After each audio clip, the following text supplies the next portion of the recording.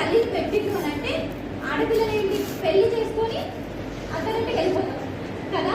అంటే అట్లనే నార్మల్గా ఈ ఈ కాలంలోనైనా కూడా ఒక ఆడపిల్ల పెళ్లి చేసుకొని అత్తరింటికి వెళ్తుంది అంటే అత్త వాళ్ళు ఏం కోరుకుంటారు ఆమెతో పాటు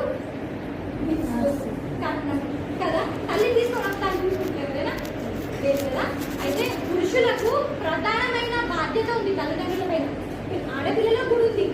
అంటే పెళ్ళైన తర్వాత వదిలేన వాళ్ళని పట్టించుకోవాలంటే అది కాదు. కానీ పురుషులకు స్త్రీకి తల ఎవరున్నారు పురుషులు. అంటే పురుషులకు ఒక పెద్ద బాధ్యత ఉంది. ఏంటంటే తనకు జన్మనిచ్చిన తల్లిదండ్రుల బాధ్యతను తీసుకోవడం.